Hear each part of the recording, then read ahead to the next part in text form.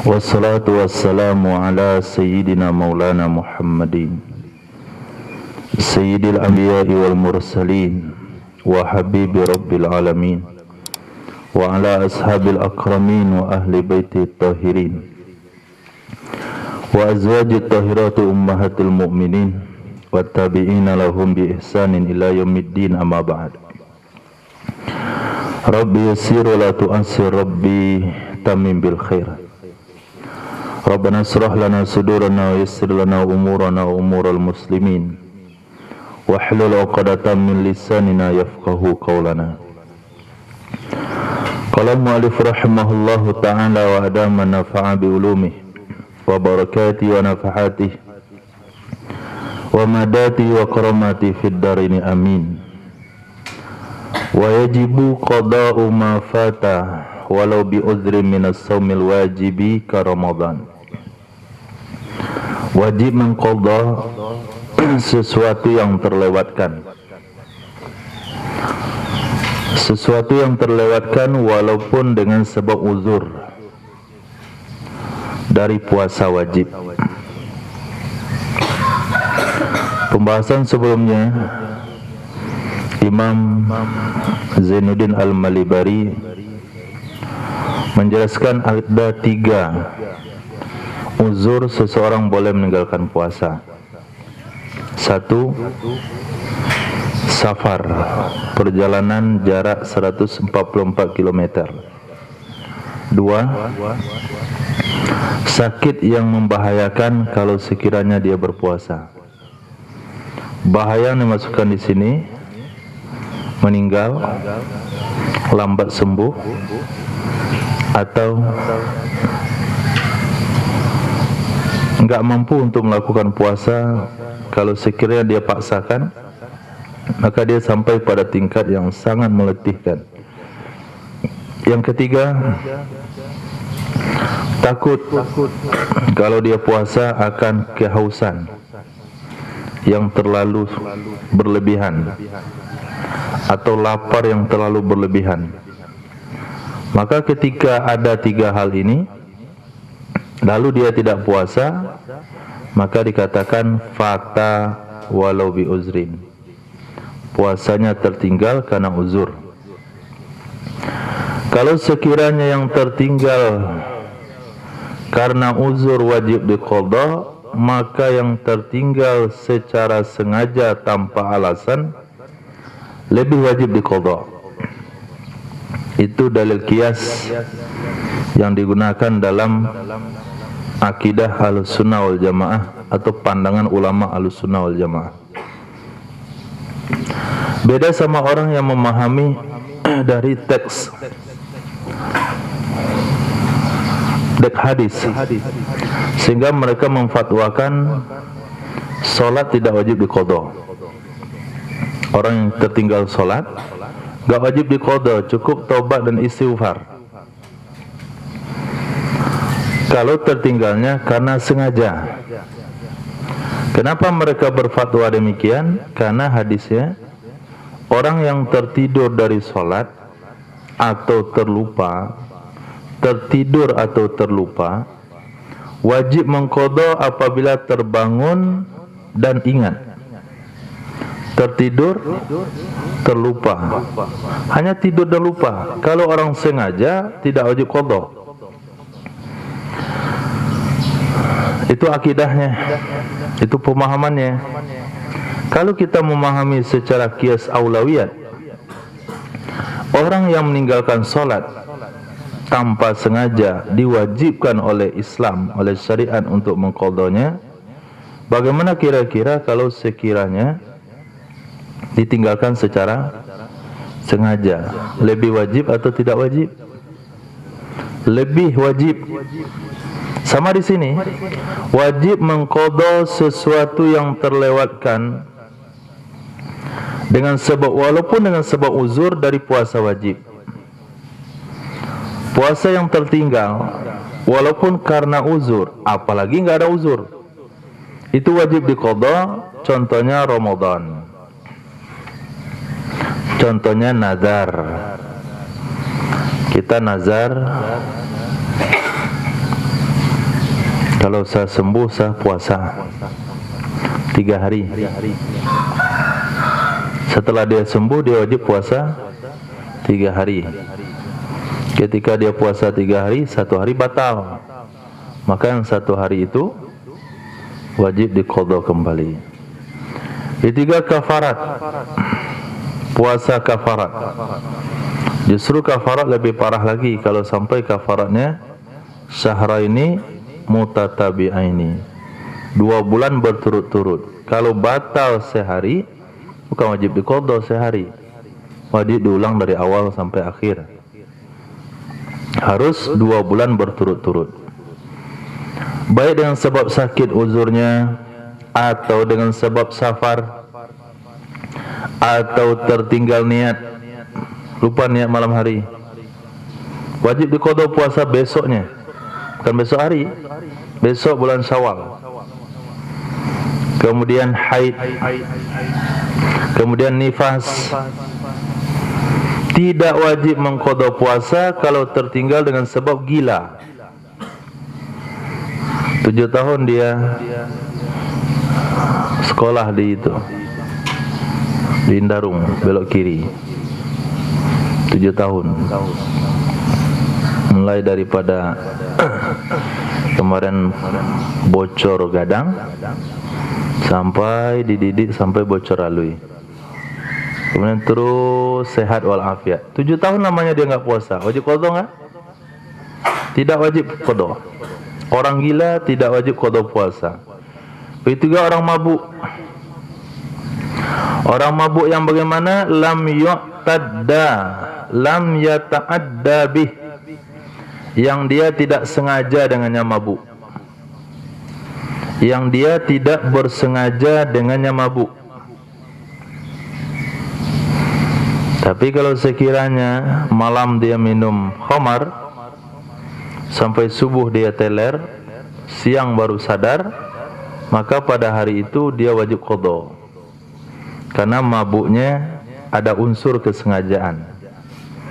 Tapi kalau sekiranya tiba-tiba dia pingsan, tiba-tiba dia nggak sadarkan diri, mungkin kemakan sesuatu,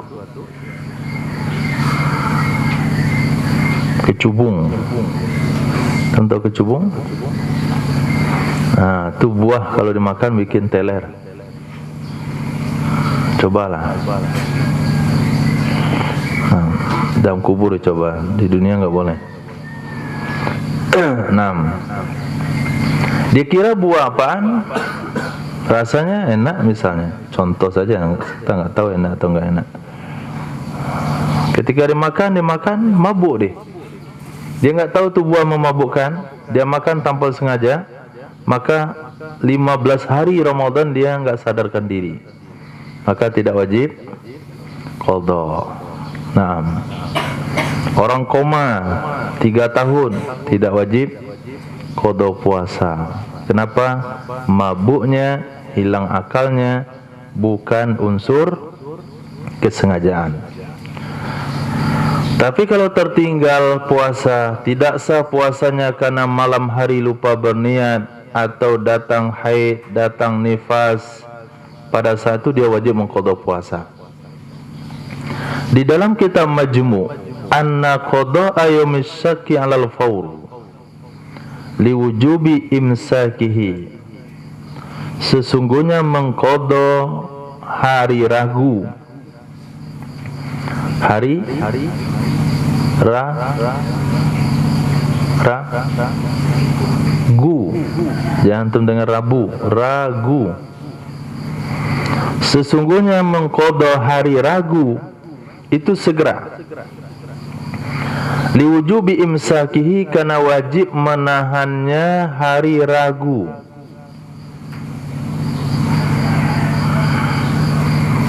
Nah, kemungkinan hari ragu ini sering terjadi di Indonesia. Sampai hari ini orang mau 10, mau puasa, mau puasa Arafah pun masuk kategori hari ragu. Porsi masyarakat. Kapan lebaran? Sabtu atau Ahad? Hari ragu. Maksudnya mereka ragu yang mana yang benar. Hari Ragu yang dimasukkan di sini adalah tanggal 30 Sya'ban. Berarti tadi malam tanggal berapa? Nah, malam 29. Malam 29 kita lihat hilal. Pada malam 29 kita lihat hilal. Kemudian nggak terlihat hilal. Maka besoknya tanggal berapa kalau nggak terlihat? 30 Sya'ban. Tapi ketika tidak ada pengumuman terlihat hilal, di tengah masyarakat ada yang bicara, saya lihat hilal. Saya lihat hilal tadi malam. Kenapa nggak diumumkan lihat hilal? Saya lihat. Orang yang ngomong ini adalah orang yang tidak bisa dijadikan dasar. Pertama dia wanita, kemudian dia budak, kemudian dia orang fasik, kemudian dia anak-anak. Jadi nggak cukup menjadi syarat untuk saksi hilal. Maka pada saat itu hari 1 tanggal 30 Ramadan itu, tanggal 30 Sya'ban tersebut itu diragukan statusnya apakah 30 Sya'ban atau 1 Ramadan. Itu yang dimaksud dengan hari ragu. Apa hukumnya puasa pada hari itu? Hukum puasa pada hari itu? Nah, haram. Haram hukumnya puasa pada hari itu. Oke, karena haram kita nggak puasa. Pas zuhur atau kira-kira hampir asar, satu orang datang memberikan kesaksian sudah terlihat hilal tadi malam. Berarti terbukti hari yang kita katakan hari ragu ternyata memang 1 Ramadan. Maka pada saat itu seseorang wajib tidak makan sampai maghrib. Dari jam 3 nggak boleh makan sampai maghrib. Liwujubi imsaki, wajib menahan diri karena menghormati Ramadan, dan mengqadha puasa yang terlanjur seperti itu hukumnya wajib segera.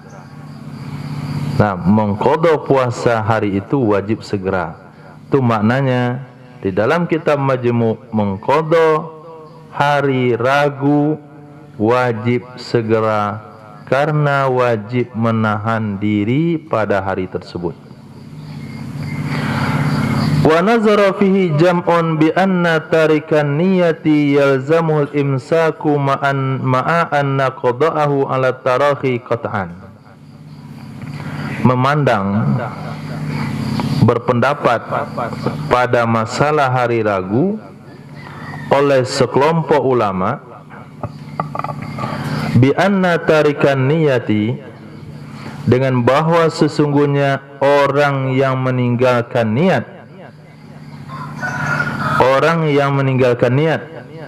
artinya malam lupa niat puasa, maka wajib akannya orang tersebut menahan diri dari perkara yang membatalkan imsak, ma'a beserta anna qada'ahu ala tarahi, sesungguhnya mengqadanya puasa ala tarahi.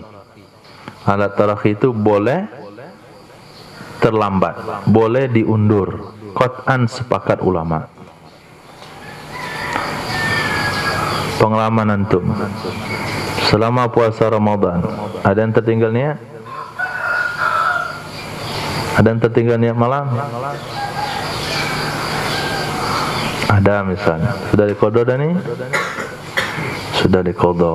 Qadhanya orang yang tertinggal niat itu langsung atau boleh kapan saja? Langsung atau kapan saja?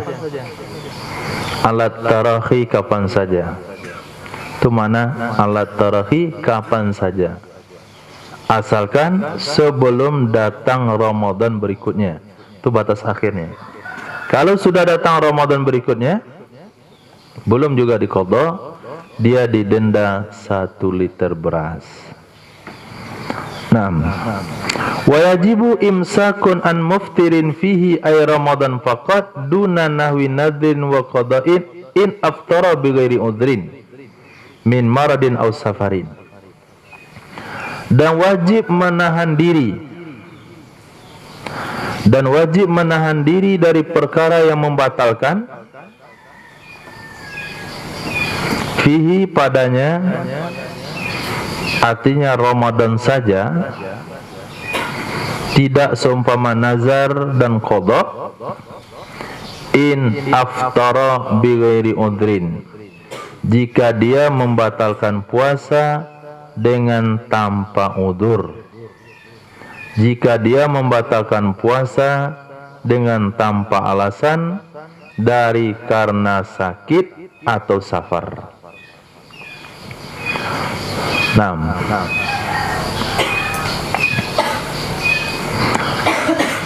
Seseorang yang puasa Ramadan kemudian dia batalkan puasanya tanpa ada alasan yang dibenarkan oleh syariat, maka setelah dia batalkan puasanya dengan makan atau dengan minum, setelah itu dia wajib untuk tidak makan dan minum sampai maghrib. Kalau sekiranya dia makan lagi sore, dia kena dosa lagi. Ini aturan hanya berlaku untuk Ramadan. Kalau nazar tidak.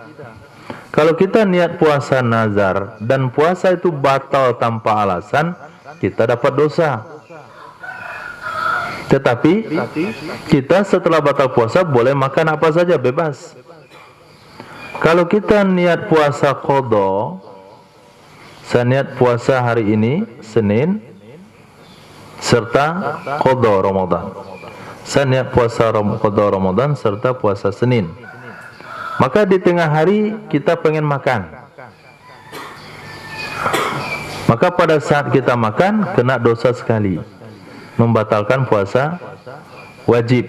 Tapi setelah makan suapan pertama itu, suapan kedua, ketiga, keempat nggak ada dosa lagi, bebas. Beda sama Ramadan. Ramadan ketika kita batalkan puasa dengan minum, dosa. Minum satu kali lagi dosa. Makan dosa, makan lagi dosa. Karena setelah dia batal wajib nahan diri sampai maghrib. Alasannya adalah li hurmati Ramadan, karena kehormatan bulan Ramadan. Au bi ghalatin, atau dengan sebab salah. Makan dengan sebab salah.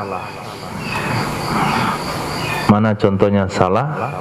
Man akala dhannan baqa'al laili, seperti seseorang yang makan karena menduga masih kekal malam.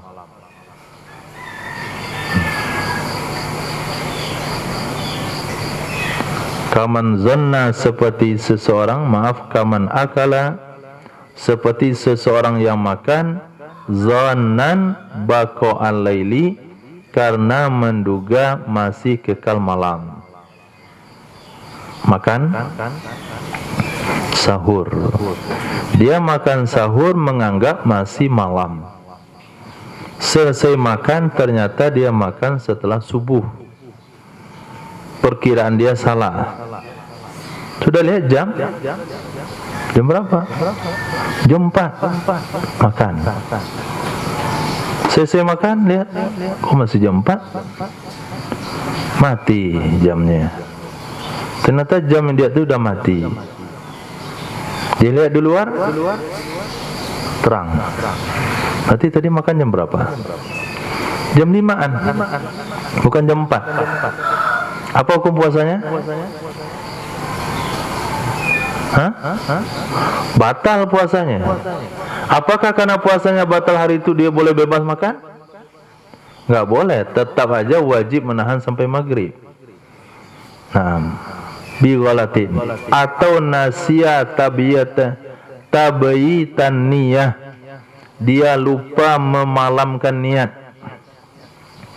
dia lupa memalamkan niat, artinya lupa niat di malam hari. Karena ketika orang ramai-ramai niat, dia langsung cabut, nggak ikut niat, karena dia takut bid'ah. Nggak ikut dia nawaitu samawadin. Ayo kita sama-sama niat puasa, nawaitu sama, dia pergi. Jadi dia nggak niat. Sampai di rumah juga nggak niat. Ketika makan nggak niat. Lepas subuh baru dia sadar dia lupa niat tadi malam. Berarti puasanya batal.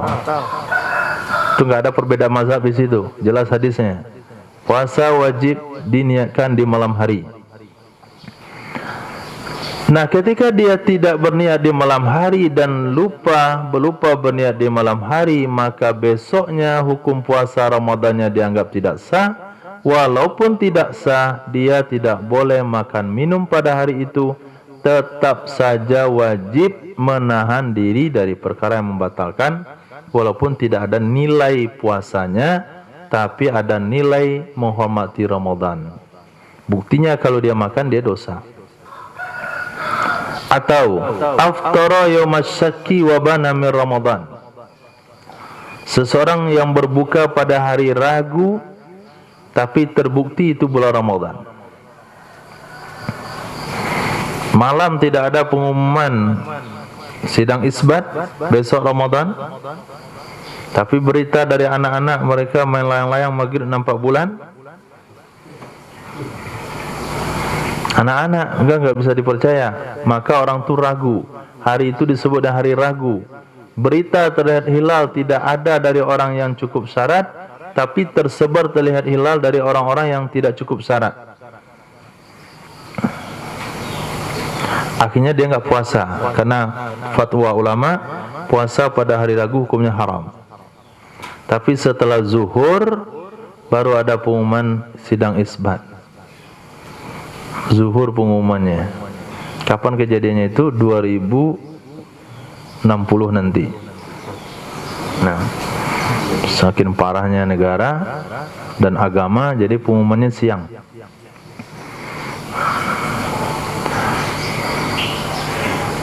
Jadi setelah mendapatkan pengumuman itu adalah 1 Ramadan, setelah mendapat pengumuman itu 1 Ramadan pas tanggal 1, pas di siang hari, maka orang tersebut wajib menahan diri sampai maghrib.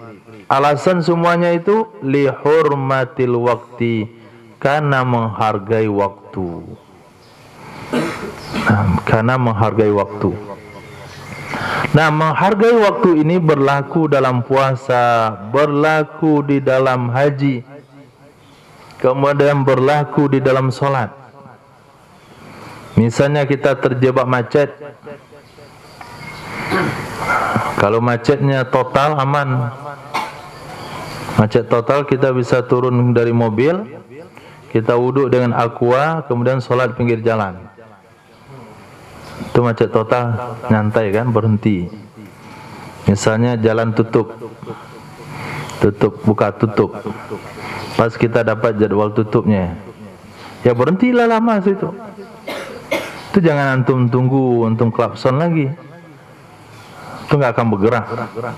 Nah, kalau seperti itu macetnya, kita turun dari mobil, cuci muka, bentangkan sejadah di aspal, sholat. Ini macetnya bukan seperti itu, macet yang bergeser 5 cm, 10 cm, semeter, 2 meter. Itu kalau kita turun, orang mengamuk. Walaupun cuma bergeser 5 meter ke depan, orang mengamuk. Berarti kita nggak bisa turun. Artinya kita nggak bisa turun dari kendaraan. Dan hal kalau kita bisa turun karena bergiliran misalnya dan sebagainya, kita nggak bisa turun. Kemudian nggak bisa juga parkir di pinggir. Nggak bisa parkir di pinggir jalan. Semuanya padat. Kemudian waktu sholat maghrib sudah tiba. Sebentar lagi mau isya. Apa yang mau dibuat? Apa yang mau lakukan? Turun nggak bisa, wudhu nggak bisa, tayamum nggak bisa, minggir juga nggak bisa. Maka pada saat itu kita sholat di atas kendaraan tanpa wudu, tanpa tayamum. Nanti selesai sampai di rumah, sholat itu diulang kembali. Sholat yang tadi barusan dilakukan disebut dengan sholat li hurmatil waqti, menghormati waktunya. Konsepnya mana? Fattaqullaha mastata'tum. Takwalah kepada Allah, jalankan perintahnya semampumu. Mampunya kita waktu itu adalah tidak berwudu, tidak tayamum, tidak berdiri, tidak menghadap kiblat, tidak bisa minggir. Misalnya kita di bis umum. Di bis umum, nggak mau berhenti dia maghrib. Oke lah, kita jamak ke Isya. Isya juga nggak berhenti dia. Subuh baru berhenti. Subuh bagaimana mau jamakkan maghrib Isya subuh? Akhirnya kita sholat maghrib. Maghrib yang sudah terlewat tadi kita sholat juga di mobil. Isya juga sholat di mobil. Nanti turun subuh kita sholat maghrib lagi, sholat Isya lagi, sholat subuh lagi. Nah, sholat yang kita lakukan dalam keadaan sembarangan tadi, kondisi apapun itu jawabannya li hurmatil waqti. Sama dengan puasa, orang tanpa niat kan nggak sah. Tapi tetap aja nggak boleh makan dan minum. Puasa orang yang makan sahur kesiangan nggak sah. Tapi tetap aja dia nggak boleh makan dan minum sampai maghrib karena menghormati siang Ramadan. Bertiga, sholat tanpa wudhu dan tanpa tayamum, tanpa menghadap kiblat, tidak berdiri di atas kendaraan, itu tidak sah. Kalau nggak sah, ngapain dilakukan? Bukan berarti nggak sah ngapain dilakukan. Li hurmatil waqti, itu yang mampu kita lakukan ketika tiba waktunya sholat. Ini fikih ulama dulu. Fikih orang modern tidak. Nggak ada gunanya sholat kalau nggak sah. Nanti qadha saja. Nah, itu orang modern. Maka nggak usah orang modern ikut. Otaknya pendek.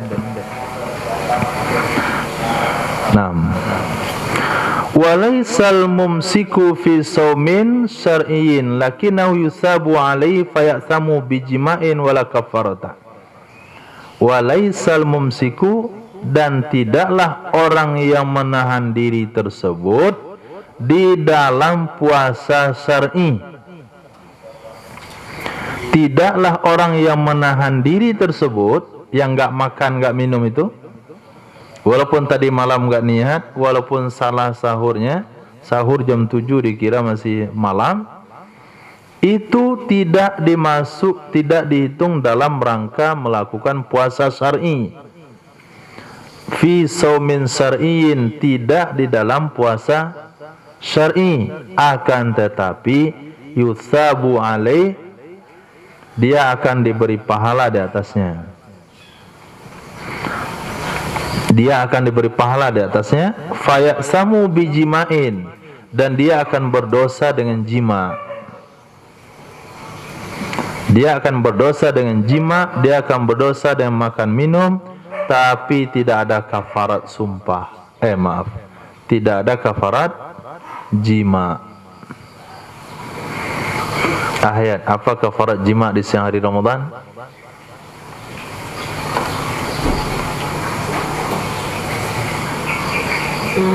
Apa denda orang jima di siang hari Ramadan?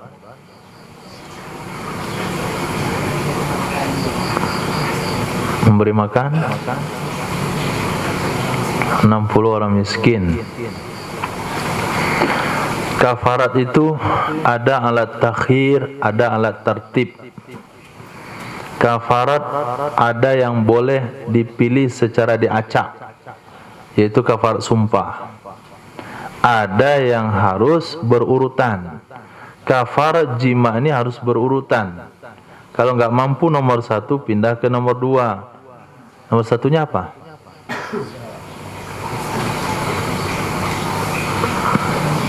Puasa berapa hari? 3 hari berturut-turut. Nanti kalau sekiranya pasti dia nemui antum. Kenapa fatwanya Ki Yahya gampang 3 hari saja? 2 bulan. Itu nomor berapa? Nomor 1. Nomor 1, memerdekakan budak. Kalau tidak mampu puasa 2 bulan berturut-turut, 3 hari itu gampang. Banyak nanti orang melanggar. Nah, Riki berencana. Kalau hanya 3 hari gampang. Kemudian yang ketiga, memberi makan 60 orang miskin, 1 orang miskin 1 liter atau 1 kilo. Memberi makan artinya memberikan makanan pokok, bukan nasi bungkus. Fatwa Ustaz modern nasi bungkus. Wa nudiba imsakun limaradin sufia. Disunahkan menahan diri. Menahan diri dimasukkan di sini, enggak makan, enggak minum, enggak buat perkara membatalkan puasa bagi orang sakit yang baru sembuh. Maridin sufia. Orang sakit yang baru sembuh. Dafis. Itu masih sakit? Baru sembuh. Hari pertama enggak puasa, sakit, asam lambung. Hari kedua enggak puasa, tipes. Hari ketiga enggak puasa juga, jantung kronel. Keempat enggak puasa juga, asma akut. Hari kelima komplikasi dah, lengkap. Enggak puasa 5 hari dia. Hari ke-6 enggak puasa juga, makin parah. Hari ke-7 enggak puasa juga, dah mulai beli kain kafan. Parah nih soalnya. Hari ke-8 enggak puasa pagi, pas zuhur sembuh total. Dicek jantung aman, asam lambung aman, kelenjar aman, ginjal aman, semuanya sehat walafiat. Dapat doa apa dia tadi malam enggak tahu. Maka mulai dari zuhur itu dia sunnah hukumnya enggak makan minum sampai maghrib. Sunnah, tidak wajib. Kenapa tidak wajib? Karena dia dibolehkan tidak puasa karena uzur. Begitu juga halnya nanti sama orang musafir. Dia ke depan, musafirin qadima asna'an nahar. Musafir yang sampai pertengahan siang dalam keadaan berbuka. Musafir yang sampai di pertengahan siang keadaan dia berbuka.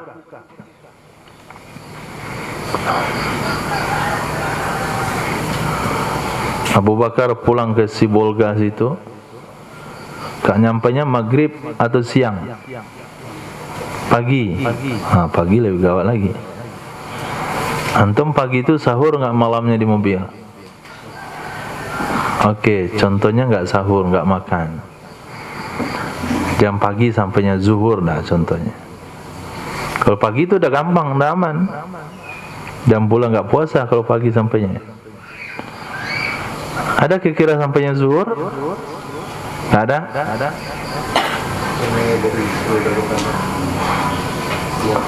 Oke, antum dari Sibolga zuhur.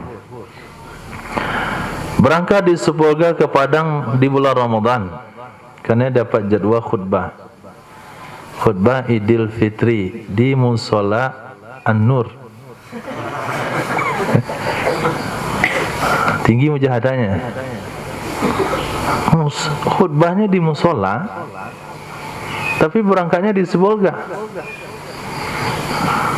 Berangkatlah dia hari 28 Ramadan.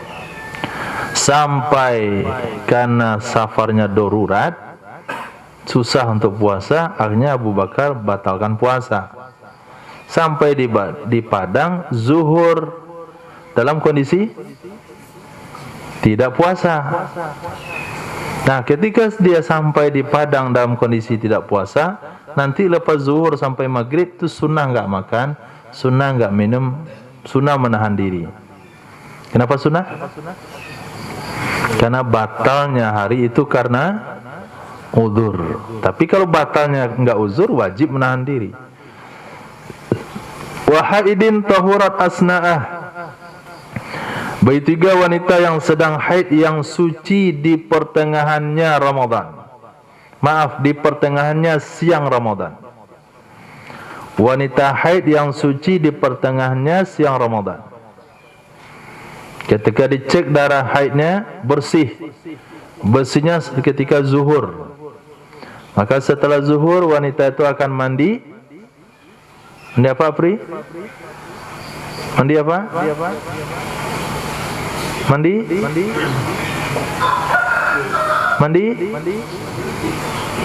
Oke, jawabannya mandi wajib, mandi haid yang jelas. Ketika dia mandi, maka dia menjadi wanita yang suci. Maka dia sholat zuhur, kemudian dia akan sholat asar, kemudian dia sunnah untuk tidak makan, tidak minum sampai maghrib, walaupun tadi pagi sudah sarapan. Kenapa sunnah menahan diri? Kenapa? Karena batalnya puasa. Dia enggak puasa hari itu karena uzur syar'i, yaitu haid. Jadi setiap puasa yang dibatalkan karena uzur, ini kaidah umumnya, kesimpulannya, setiap puasa yang dibatalkan karena uzur syar'i, lalu asbab uzur tersebut, penyebab uzur tersebut hilang di pertengahan hari Ramadan, maka sunnah hukumnya menahan diri sampai maghrib. Tapi apabila puasa Ramadan batal tanpa uzur, maka maka dia wajib menahan diri sampai maghrib. Puasa dia itu tidak dianggap puasa secara syar'i, tapi dia tetap dapat pahala dari menahan diri tersebut. Kalau terjadi pelanggaran jima hukumnya haram, tapi tidak kena kafarat.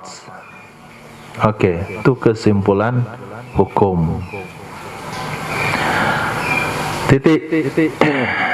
Wajibu alaman afsadahu. Wajib terhadap seseorang yang merusak ia akannya, artinya puasa Ramadan.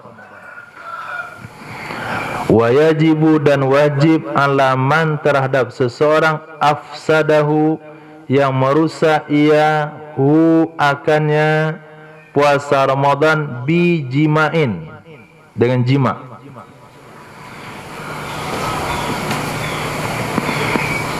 Saat apa jima?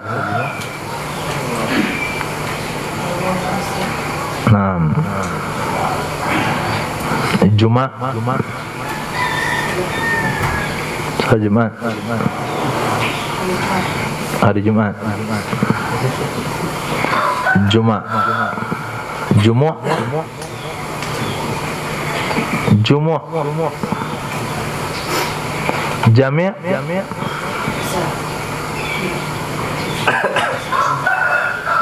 Masjid Jami'. Jima'. Itu perkumpulan. Bijima'in dengan sebab jima', asima bihi yang dia berdosa dengannya jima' karena puasa. Wajibu dan wajib terhadap seseorang yang merusak akannya puasa Ramadan dengan jima' yang bagaimana? Yang ia berdosa dengannya jima' karena puasa. Ingat baik-baik redaksi ini. Di sini poin hukumnya.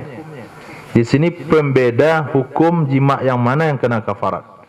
Jima' yang ia berdosa dengan sebabnya jima' karena puasa. Tidak wajib dengan sebab istimna. Apa istimna, Umar? Mengeluarkan mani dengan sengaja.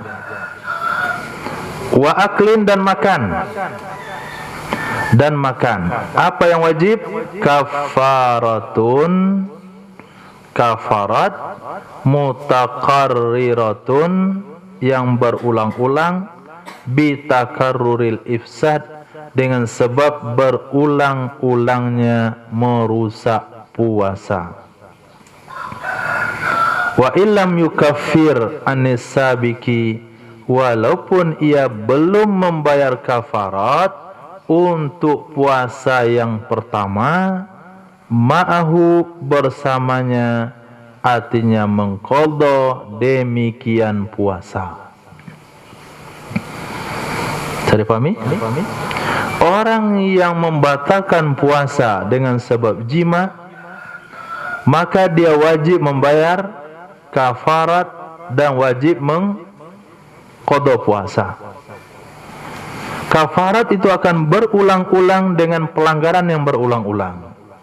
Hari ketiga jima dia, hari kelima jima dia, hari ketujuh jima lagi, hari ke-15 jima. 4 kali di bulan Ramadan tu. Berapa dia kena kafarat? 4 kali juga. 4 kali juga. Maka ulama menyarankan kalau nikah itu jangan bulan Sya'ban. Catat baik-baik. Apalagi di bulan Ramadan. Maka nikah itu bulan Syawal. Dari Syawal. Walaupun ada sebagian kampung mengatakan enggak boleh nikah bulan Syawal. Kata dia dihapit oleh 2 lebaran. Itu enggak boleh. Syawal, Zulhijjah, tengah-tengah itu enggak boleh. Kata orang kampung. Kita ikut syariat. Nabi nikah dengan Sayyidatina Aisyah di bulan Syawal. Okey. Kemudian yang kena kafarat siapa? Yang kena kafarat puasa 2 bulan berturut-turut melahirkan budak itu siapa? Suami atau istri?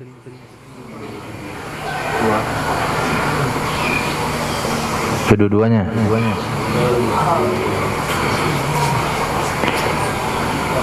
Ismail, suami atau istri? Istri kenapa tidak? Istri kenapa tidak? Kan dia masuk juga membatalkan puasa dengan sebab jima.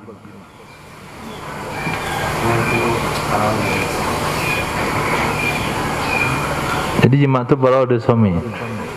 Suaminya enggak mau, istrinya maksa. Siapa yang kena kafarat? Hah? Siapa yang kena kafarat? Hah?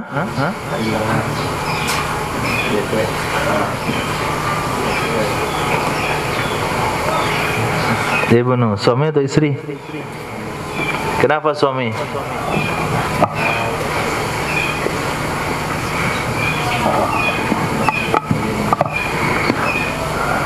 Suaminya dihipnotis oleh istrinya. Dia enggak sadarkan diri. Siapa yang kena? Suami juga? Susah aja di suami berarti. Siapa Yusuf? Suami istri? Kenapa? Karena istrinya dapat puasa 3 puasa. Karena istrinya sudah tidak berpuasa ketika terjadi jima. Nah, karena istrinya tidak lagi berpuasa ketika terjadi jima. Dah paham Mar? Paham belum? Dah paham belum? Apa? Kenapa istrinya dikatakan tidak berpuasa ketika terjadi jima?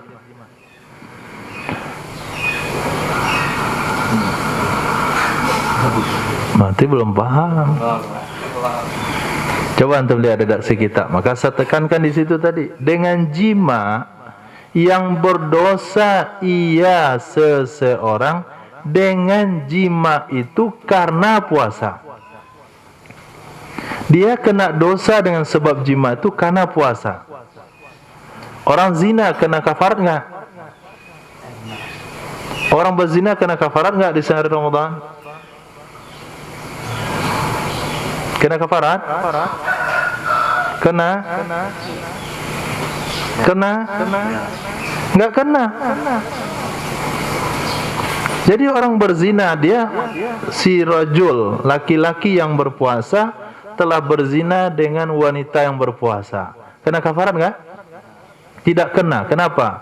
Karena dia berdosa dengan jima itu sendiri. Enggak puasa pun dia dosa melakukan itu.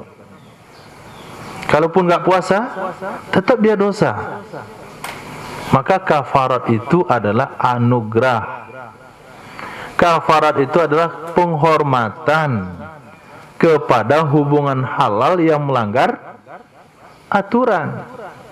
Kalau zina Allah enggak kasih kafarat. Kenapa? Neraka aja tempat kamu enggak bisa tebus lagi pakai kafarat. Langsung ke neraka situ, enggak ada pengampunan. Maka ketika seseorang ada di instansi, ada di sebuah organisasi, ada di sebuah kelompok, dia didenda. Denda itu sebuah anugerah, kemudahan, kelapangan yang diberikan, kena denda tapi masih diakui dalam kelompok tersebut. Daripada dia dipecat, pecat kena denda. Apalagi didenda udah dipecat. Maka kafarat di sini penghormatan Allah kepada orang yang terlanjur berbuat dosa dalam hubungan halal. Maka hubungan haram enggak perlu dikafaratin. Cukup neraka selesai. Berzina, puasa lagi. Oke. Maka lihat bahasanya. Dia berdosa dengan sebab jima itu karena puasa. Karena puasa dia jima, asbab dosanya itu. Asbab berpuasa, maka dia dosa jima. Tapi kalau jimanya itu udah dosa, enggak ada kafarat. Yang ada kafarat itu kalau dia berdosa dengan sebab jima, asbab puasa. Nah, sekarang istri itu ketika terjadi jima, dia tidak lagi dalam keadaan puasa. Betul enggak? Kenapa? Kapan batalnya?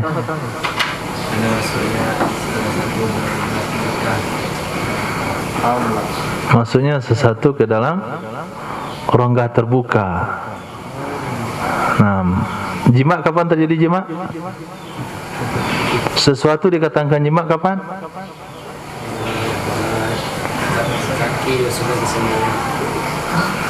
Itu jima berarti dia tadi antum. Kaki masuk sendal bilang jima, aneh juga itu. Nanti jangan pakai sendal. Di siang hari Ramadan dosa. Karena jima itu masukkan kaki dalam sendal.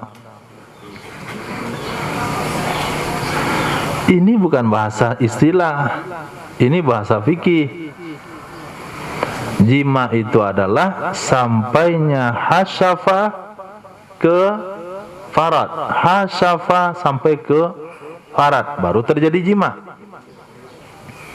Nah, sementara masuknya setengah hasyafa, puasa wanita itu sudah batal kan? Kenapa? Masuk sesuatu ke rongga, batal puasanya. Setengah hasyafa masuk, puasa wanita batal. Masuk satu hasyafa, terjadilah jima. Berarti jima terjadi ketika puasa dia sudah batal, maka dia kena denda. Tapi suami batal enggak puasanya dia masuk setengah hasyafa? Enggak batal. Masuk satu hasyafa baru batal. Jadi batalnya puasa suami karena jima. Sedangkan istri sudah batal puasanya sebelum jima, maka dia tidak didenda. Jadi yang didenda suami saja. Nah, Zahran, apa itu hasyafa?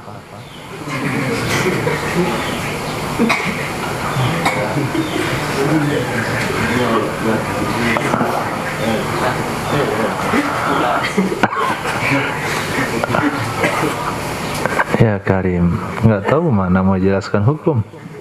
Tuh tahu gak? Oke. Davis tahu? Ilyas? Afri Fadil? Tahu nggak? Nggak tahu, tanya sama Zahran. Naam.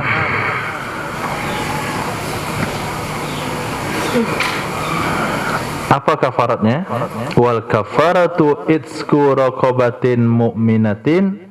Kafarat orang yang berhubungan di siang hari Ramadan yang dibebankan kepada suami adalah memerdekakan budak yang beriman. Memerdekakan budak yang beriman. Kalau enggak mampu, pasaumu syahrain, puasa 2 bulan, ma'at tatabu'i, berserta berurut-urut, berturut-turut. In ajaza anhu, jika dia tidak mampu darinya, memerdekakan budak. Kalau dia juga tidak mampu berpuasa 2 bulan berturut-turut, tidak mampu di sini bukan berarti tidak mampu dari segi fisik. Bisa saja tidak mampu dari segi fisik, tapi bisa saja tidak mampu di segi mentalnya. Nah, seperti yang terjadi di zaman sahabat. Satu orang sahabat datang kepada Rasul sallallahu alaihi wasallam. Dia memberitahukan bahasanya dia telah jima dengan istrinya. Bahkan untuk hal ini dia sudah mengantisipasi sebelum Ramadan. Apa antisipasinya? Dia berzihar dengan istrinya sebulan. Zihar sebulan kan boleh? Dia zihar istrinya sebulan. Maaf, zihar betul? Salah. Ila, bukan zihar, ila. Dia bersumpah tidak menggauli istrinya sebulan untuk mengamankan puasanya. Tapi ketika pulang ke rumah tersingkap betis istrinya. Betis doang terjadi jima.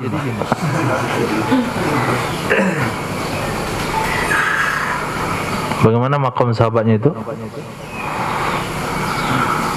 Kalau antum lihat terapo itu, terapo yang itu, yang ada di jalan yang tiangnya begini tuh, itu teraponya.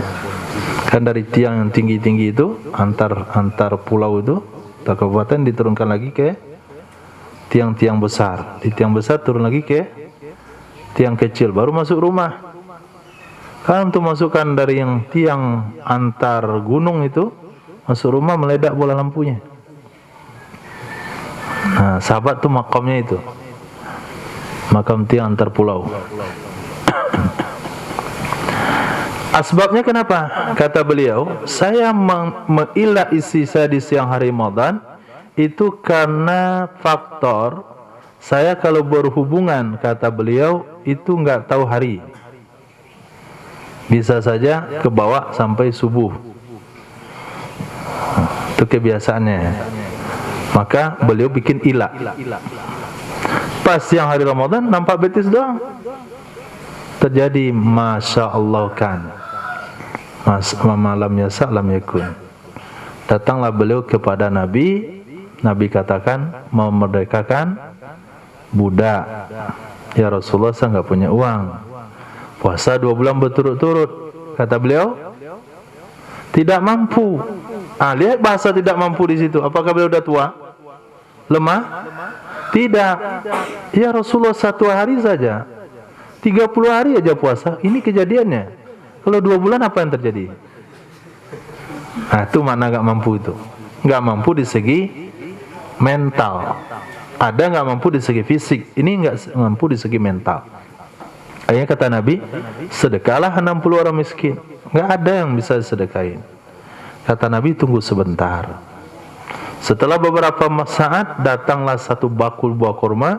diberikan kepada sahabat tersebut untuk kamu sedekahkan kepada orang kampungmu. Kata Nabi, ya Rasulullah, apakah akan saya sedekahkan pada orang miskin? Betul, kepada orang miskin. Antara dua batas kampung itu nggak ada yang paling miskin kecuali saya. Nah, nggak ada yang paling miskin kecuali saya. Itu kata Nabi, kamu bawa pulang, kamu makan yang keluargamu. Jadi ulama mengistinbat hukum di situ bukan berarti sahabat ini dibebaskan di kafarat, tidak, tapi ditunda pembayaran kafaratnya. Kemudian bahasa yang tidak mampu di sana adalah dia tidak mampu bukan karena sudah faktor tua, bukan tenaga, tapi mentalnya nggak mampu. Oke. Itu dianggap bahasa tidak mampu sebagaimana dalam hadis. Kalau tidak mampu karena faktor mental, karena faktor datua, fa'it'amu sittina miskina, maka memberi makan 60 orang miskin atau 60 fakir. 60 orang miskin atau 60 fakir. Enggak boleh diserahkan kepada satu orang, harus kepada 60 orang. In ajaza anis saumi, jika dia tidak mampu dari berpuasa, li haramin karena sudah tua, au maradin atau karena sakit, dengan niat bayar kafarat. Dengan niat bayar kafarat. Nih kafarat saya. Kafarat saya. Wa yu'ta likulli wahidin muddun, dan diberikan kepada masing-masing 60 orang miskin satu mud. Satu mud itu 7 on. Nah, 7 on. 7 on itu kira-kira 1 liter.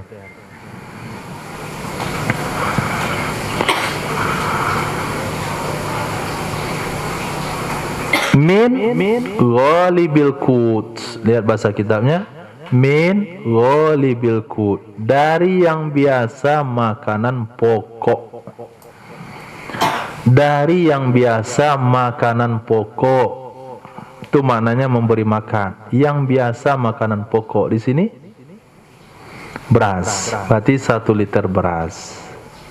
Kalau padi 2 liter. Kalau bayarnya pakai padi 2 liter, 2 kali lipat. Wala yajuzu sarful kafarati liman talzamuhu mu'natuhu. Tidak boleh menggunakan, memberikan kafarat kepada orang-orang yang wajib akannya orang yang bayar kafarat oleh biayanya orang tersebut. Tidak boleh menggunakan kafarat, memberikan kafarat bagi orang yang wajib terhadapnya orang bayar kafarat oleh biaya orang itu.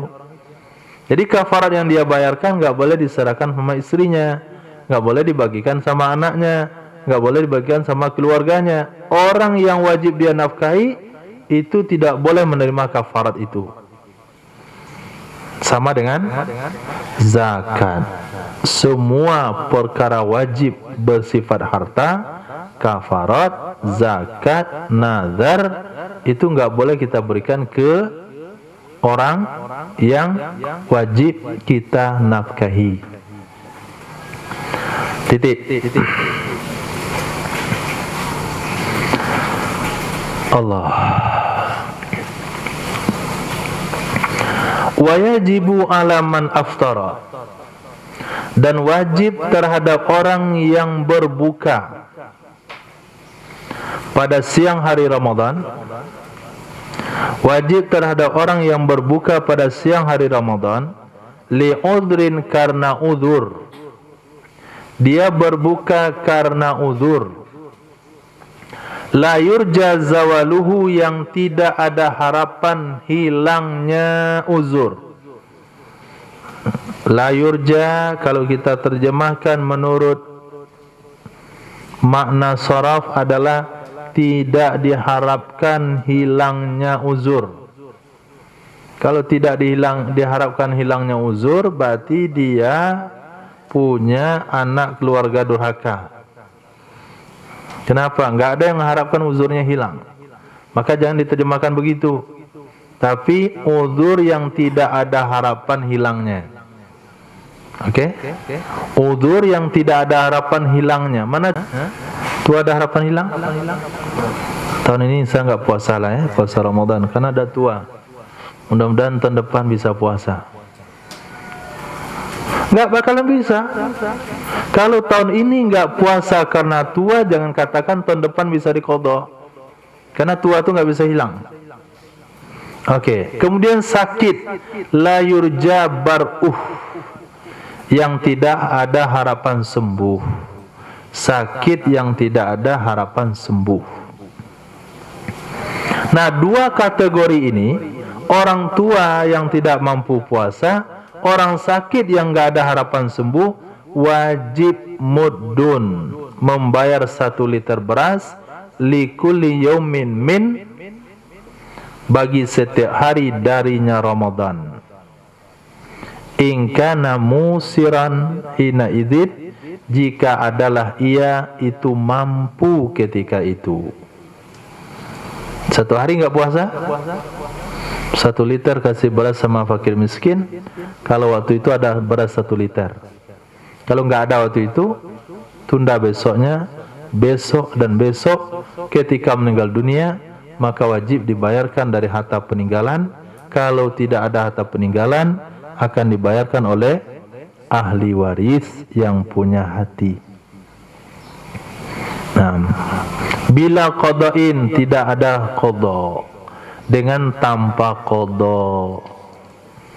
Wa in qadira alaihi ba'du, walaupun mampu ia seseorang atasnya qadha ketika itu. Maaf, walaupun mampu ia seseorang atasnya qadha setelah itu. Terjadi perkara yang ajib. Jadi bapak itu memang usianya tahun depan bertambah, memang kondisinya tahun depan semakin tua, tapi setelah bulan Syawal dia punya kekuatan untuk puasa. Walaupun nggak jadi muda lagi, tapi dia punya kemampuan untuk puasa setelah Syawal. Wajib mengqadha nggak? Wajib mengqadha? Tidak wajib. Tidak wajib. Begitu juga dia setelah diponis oleh rumah sakit, ini nggak bisa sembuh penyakit beginian. Puasa apalagi, bisa mati dia kalau puasa. Nggak bisa sembuh. Pakar spesialis mengatakan nggak bisa sembuh. Tapi terjadi keajaiban, dia sembuh. Sembuh total. Yang dokter perkirakan dia nggak sembuh, tetapi dia sembuh total. Kalau dia puasa dia mampu. Puasa yang tertinggal Ramadan kemarin dalam kondisi sakit yang sudah dibayarkan fidyahnya 1 liter, tidak wajib lagi diqadha. Kenapa tidak wajib diqadha? Li'annahu ghairu mukhatabin bis-shaumi, karena sesungguhnya orang tersebut tidak dituntut dengan puasa.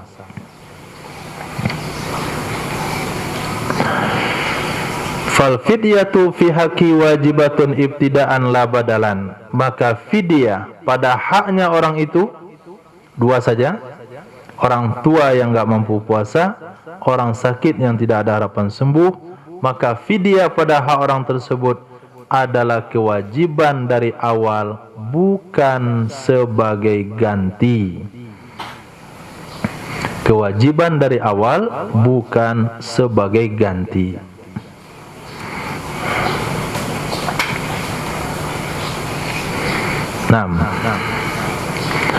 Wa yajibul muddu ma'al qada'i.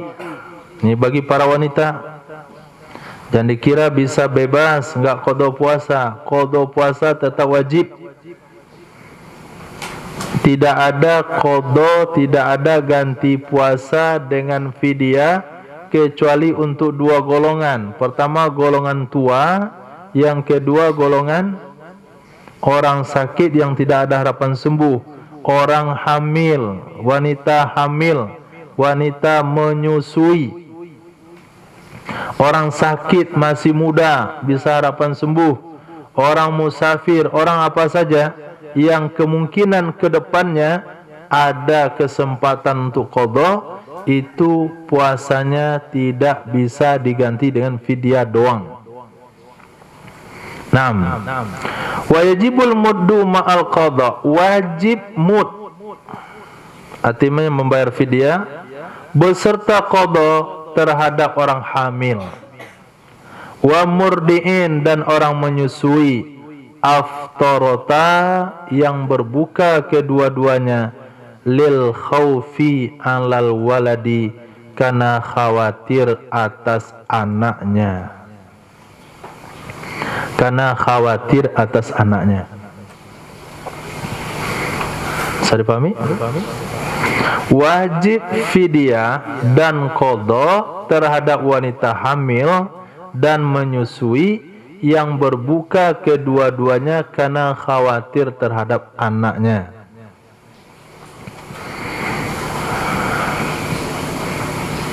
Nah, Dani,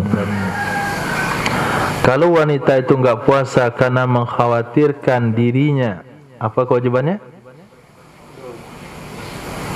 Qadha doang, enggak pakai fidyah. Kalau dia mengkhawatirkan anak dan dirinya, qadha saja. Yang wajib fidyah dan qadha, wajib fidyah juga, wajib qadha juga. Wanita hamil dan menyusui yang membatalkan puasanya karena mengkhawatirkan kesehatan anaknya. Oke. Siapa yang jadi amil zakat di kampung? Antum amil zakat. Siapa lagi? Tahun kemarin antum pernah terima fidyah? Enggak. Kenapa? Enggak ada orang bayar fidyah. Tahun kemarin lain. Fidyah apa? Orang tua. Fidyah orang hamil pernah? Menyusui?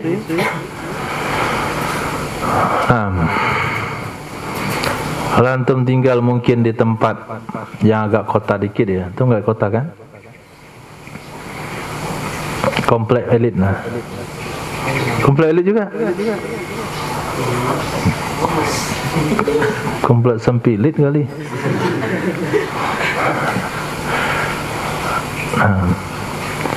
Kita lihat di daerah-daerah yang masyarakatnya terlalu maju, itu ketika dia bayar fitrah, dia akan bayarkan fidyah istrinya. Nih, fidyah istri saya sekalian. Sebulan dia enggak puasa. Nah, bagi kita yang amil zakat, jangan enak aja menerima. Yalah Pak ya. Alhamdulillah, jazakumullah khair. Kan begitu, ditanya, istri bapak enggak puasa kenapa? Kenapa Pak? Istri bapak enggak puasa kenapa?